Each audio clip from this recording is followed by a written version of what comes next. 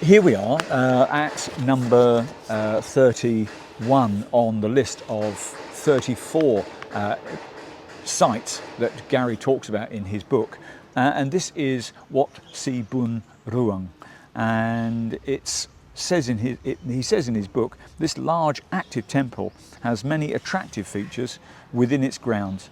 They include a large chedi and vihan. There is a lovely mural scenescape, whatever we want to call it, of the 1935 journey up to Doi Suthep with the old car, and also all the monks sat around the steps with Kruba Siddhi Chai.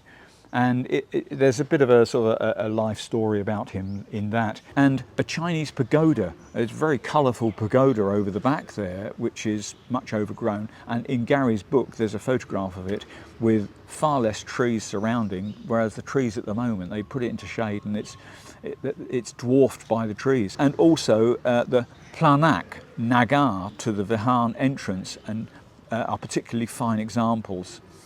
These stairways here there are nagar, which are the serpents with the open mouth. Outside Wiang Kum Kam, parts are contemporary with the old city. It houses a temple school and is worth an hour to visit. And that's all that Garry says about this, because it is relatively modern. Indeed, there is an ubosot now. The ubosot looks fairly modern, and also a mongdop, maybe, I think that's what you'd call it, a place to keep the records, a place to keep the things of value, which are the manuscripts of time, and also it would be a library for monks to learn. And then there's this thing in the middle, I don't understand what it's called, which is very, very unusual. It looks a bit like a boat because of its oval shape, and maybe it's a little bit symbolic and representative of that, I don't know. But it's the first one of those I've seen, and there's like a procession area, a terrace procession area around it. School building is over here, it's the green building, and it's a learning centre, and behind me there's a lot of work going on. So all in all, it's a fairly modern one. But interestingly, out the back there is a stream, and that stream is part of the waterwork way that is part of the old Ping Heng, and that was the northern boundary of the Wiang Kum Kam defensive ditch on the northern side. Apart from that, I can't say anything about this place. It's got lots of little Buddhist attributes, but it's certainly not of the type of ruin that we normally see in Wiang Kum Kam, because it's not within the old city of Wiang Kum Kam, and it is relatively new. I'm going to go on to number 32, and that is Wat Sao Hin, and that's interesting because it's got some interesting pillars.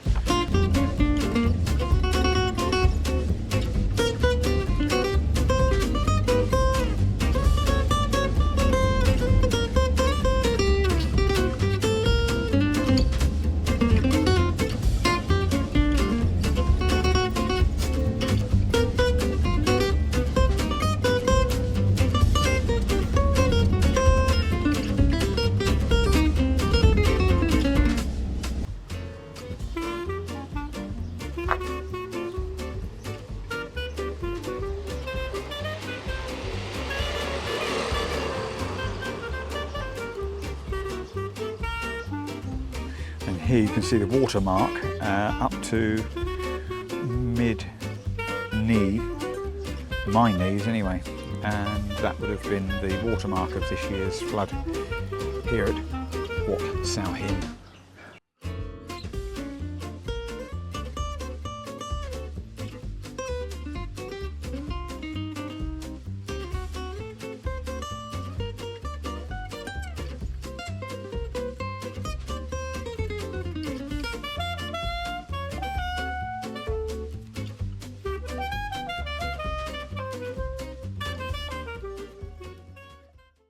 This is interesting.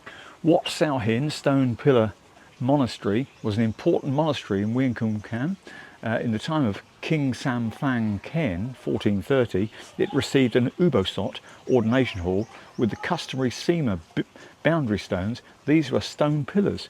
Originally, the monastery stood on the bank of the Mae Ping outside Wiang Kum Kam to the north.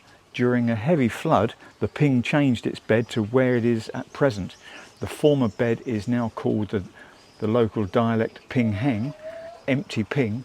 The same flood deposited sand, soil and mud in every part of the town, which thereupon was abandoned during the reign of King Rama V, 1868 to 1910. People came to settle down into this area once again, and they also restored the monastery. We're actually down here. This is this area here, and this in this photograph, in this sign, it is marking the Ping, at the course of the Ping. Well, now, Wat Chedi Liam is here, and there is a diversion of water from the Ping that comes along the back here and forms a canal that runs along here. So the Ping could have been near to this temple at that point, but was this not there at all, or was it diverted that it came across here? Because in my research, in looking at lots and lots of stories about the Ping and Lam Pun, Hari Pun Chai its day, and the course of the Ping River, and today where Wiang Kum Kam sits in respect of the temples, in respect of the river, there is a temple over here that's now consumed by the river. So therefore, where the river actually would have been, if this story is true, would have come down here, so bending round, and therefore this is a meander, isn't it? It's like a meander. Old rivers meander, and maybe this was a meander that then, after a flood, this then built up a huge sand deposit, and the water found its way down there. But who am I to say that? Who am I to change history and say to people, you know, that I know better? But this board suggests so. This board suggests that this was near the Ping. This is, in actual fact, the diversion. This is Chedi Liam. There is a diversion which follows this road through here, just south of this road, whereby the river would have followed through, and therefore creating an island of Wiang Kum Kam, and therefore this would have been nearer. So this place is number 32 on Garry Harbottle-Johnson's list. It's called Wat Sao Hin. Now, Sao Hin actually translates into stone pillar. There are many buildings here. This is the older one, and there's evidence, according to Garry, got this old wooden structures around it. It used to possibly be an open sided sala, vihan, with a roof over the top, hard standing, a roof over the top with pillars holding up this roof, and then the chedi at the back, so this one here. So this is the old stuff. These other two here are new, as is the ubosot there with these amazing stones. Interestingly, the nagar down here on this old one are different from other nagars. It's not the typical serpent with its mouth open. This is looking more like a bird.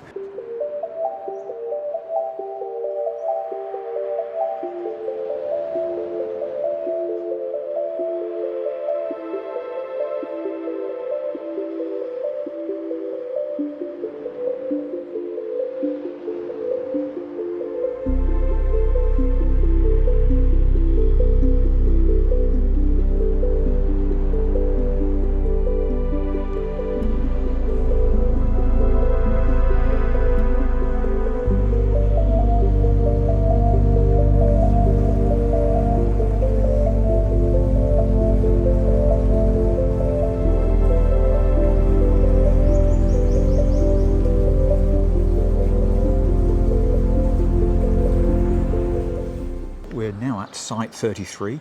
In Garry Harbottle-Johnson's book, it's called Wat Pa Bur, and we can see that he's written quite a lot of information here and shown one of the little statues. Wat Pa Bur has actually now taken the name of Wat Pa Po, which is Ban Pa Po, the area within this sub-district here. And what we see here is the fine, beautiful, detailed structures. In the foreground here we have a ubosot, and that is not mentioned in Garry Harbottle-Johnson's book. And indeed there is on the wall here a 2.8 million fund raised by 220 people, by these people to build this fine ubosot with the very elaborate seamer stones. These 8 seamer stones around the outside. Really quite detailed. Well, here we have a signpost detailing each of the separate buildings that are in this area, and at the back here we've got this administration building, which is a monk's dwelling, and also some statues in front. And I want to draw attention to the statue that's in the front and centre there. It's of an airman, and on the plinth at the front there is a letter appealing for recognition of this man having given his life. Our friend Helen, bless her, she often weeps over this loss. This guy was flying with a student in the aircraft, and the aircraft developed some technical difficulties, and it was flying over Padet area. The student bailed out, and this gentleman, this pilot, saved the residents of the area by directing the aircraft to a non-built-up area, and lost his life in the crash. It's a very fine, fitting statue, I think. It's very regal looking. Quite an unremarkable place, apart from the fact there is an interesting statue out the back here. Garry goes to some lengths of describing how to take photographs of this with film camera, 35mm camera. But, it's a beautiful little Buddha statue in there, and with a lovely mural at the background with some peacocks and other birds. Very, very nice. Well, in Garry's book here, he's talking about another active temple outside the old city. This location was a late addition to this guidebook due to the temple's relatively young age. Easily located on the main road to the west side of the general site, the small lane to its south side leading to the riverbank.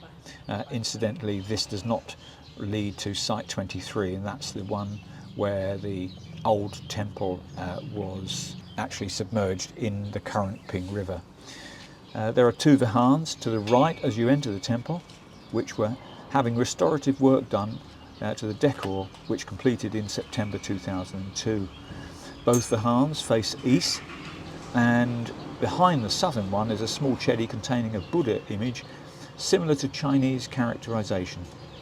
The chedi itself appears to be an older style than the rest of the temple and has windows to the north, south and east, permitting visibility of the Buddha image.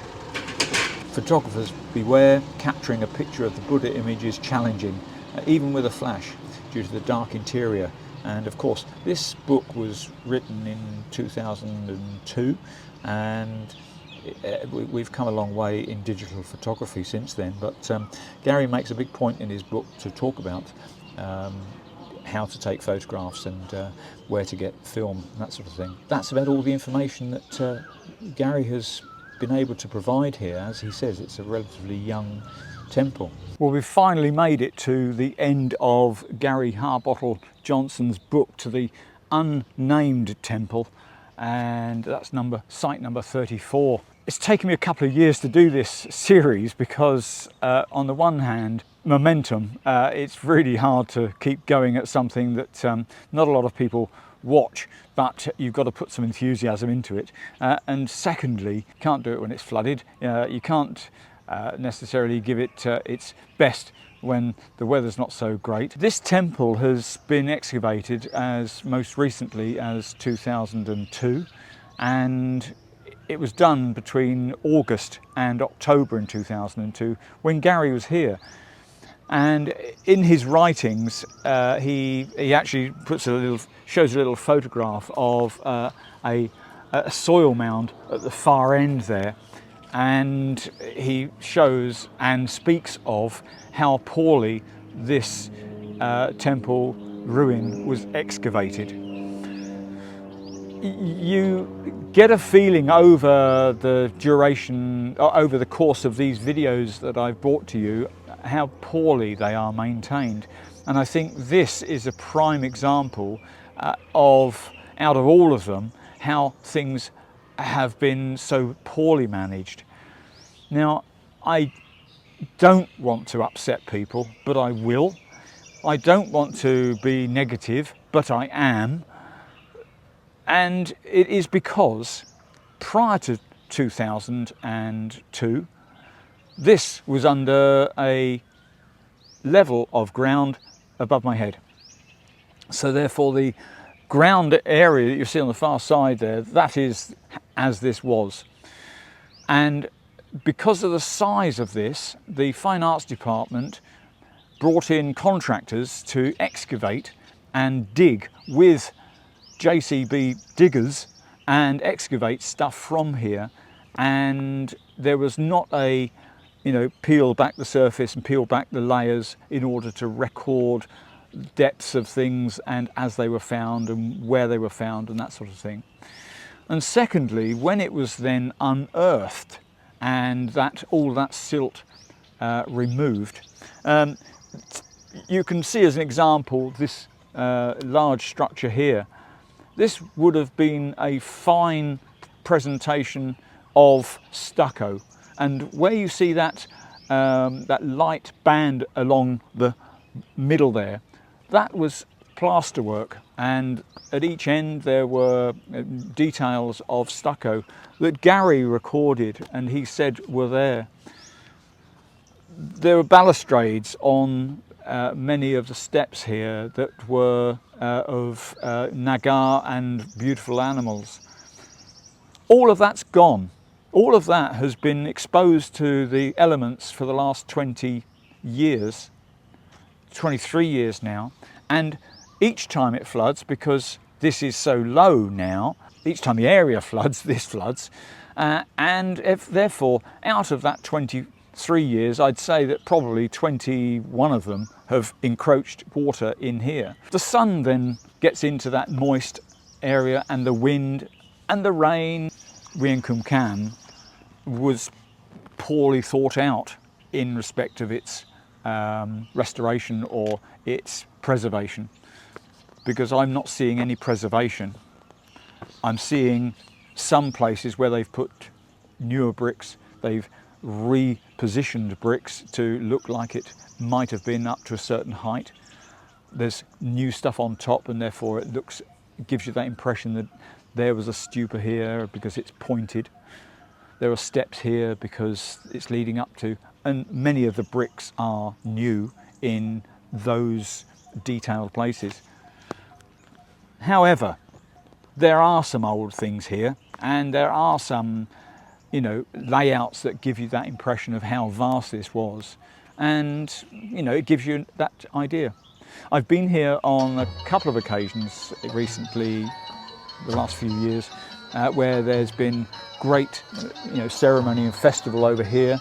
Wat Gang, the one with the huge stupa, as a backdrop they have stage plays, they have dancing, music, festival events, and you'll get people enjoying the lighting that's then been put on within these grounds. Indeed, there are huge halogen lights placed around this area to light up the ruins at night anyway, but then there's candles, and especially at Loy Krathong you'll see a lot of the candles lit around these areas, and it's beautiful, it's cute, it's nice, it's lovely. But it's sad for me and anybody with a slight interest in history and archaeology, because the place is further destroyed by people trampling. Interestingly, they've put a bamboo walkway over there between the gate, which is a really nice structure, and the main temple building here, because the ground does get boggy and therefore people can walk on that bamboo above the ground. The sides have been reinforced to stop the embankments caving in, and apart from that, that's all the preservation that has been done here. Now, in the tour guide base, there is a small museum, and there are some artifacts that were removed from here and therefore representative of what was found. But as I say, all of that which was in situ when it was uncovered, unearthed, much of that has now been lost. Sad. I'm going to wrap it up here and say thank you for watching this final video in the series, and hope that you enjoyed the series. If you've not looked at all the others, please do. There's a playlist of Wiang Kum Kam, and now I should be moving on down the Ping and starting to research and see what's happening at Wiang Chang, and that's a very interesting situation there, because you've got this old settlement which is in between Chiang Mai and Lamphun, closer to Lamphun. However, it is northwest of Lamphun, across the other side of the Ping River, and apparently the Ping River used to flow the southeast side of Lamphun, but now it flows northwest side, so therefore there's a division there, and therefore Chiang Mai, the province, now boasts Wiang Chang. Harry Punchai and Lamphun, as we know it today, was the centre of everything prior to Wiang Kum Kam, this place here, and Harry Punchai is related to Wiang Chang. So there's a bit of a story, a bit of a history going on there, and it will be interesting to see. I've probably skimmed a couple of millimetres of the surface of the history of Wiang Kum Kam. It's difficult, as I've said in the past, to present to you a thorough, in-depth story without making every video even more boring than they have been. Yeah, I'm British. I have a humour that denigrates my own self. Unfortunately, if I was to tell you all the findings of my rabbit hole adventures, we could go on for years, and also it would be extremely boring. So I haven't done that. Anyway, thanks for watching this one, and as I say, check out the playlist of Wiang Kum Kam, and hopefully see you in another video. Take care. Bye-bye. How people were at these places that I've been able to find anyway. There's a guy tapping on the roof over there, and I'm sure he's going to stop any minute. The anthropology side of things is something... Hello! Okay, I've got the fascination of school children shouting out to me and saying hello. That's a good word they know. Well, this is Plahu, I think that's how you say it. It's the Lord of Darkness. That's him biting on the sun. People who worship dark magic, that's what the internet says anyway, pay homage to this deity, and they obviously are looking for protection and making merit here in the form of candles and offerings.